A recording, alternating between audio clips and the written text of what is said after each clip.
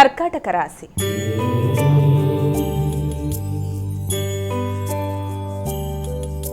మైక కర్కాటక రాశి వారికి ఈరోజు రాశి ఫలాలు ఎలా ఉన్నాయి?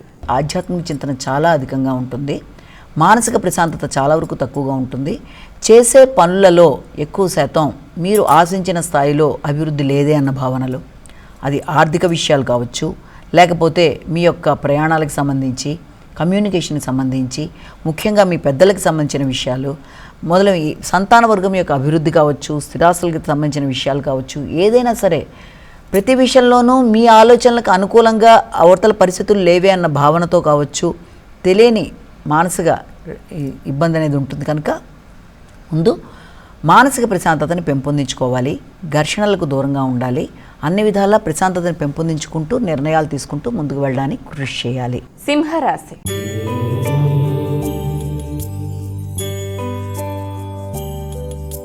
మైక తదుపరి రాశి అయినటువంటి సింహరాశి వారికి రోజు ఎలా ఉంది? సింహరాశి వారికి ముఖ్యమైన విషయాల్లో తగిన జాగ్రత్తలతో ముందుకు వెళ్ళడానికి ప్రయత్నం చేయాలి.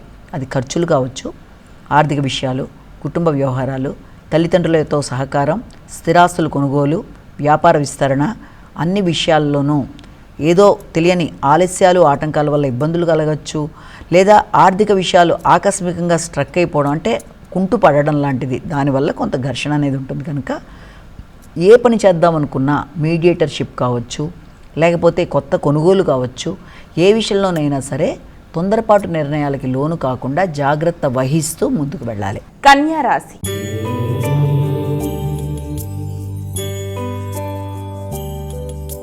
మైక కన్యా రాశి వారికి ఈరోజు ఎలా ఉంది? కన్యా రాశి వాళ్ళకి సాంఘిక సంబంధాల విషయంలో తగిన జాగ్రత్తలతో ముందుకు వెళ్ళడానికి ప్రయత్నం చేయాలి. మైత్రి బంధాలు పెంపొందించుకుంటారు, కొత్త స్నేహాలు ఎదురవుతాయి.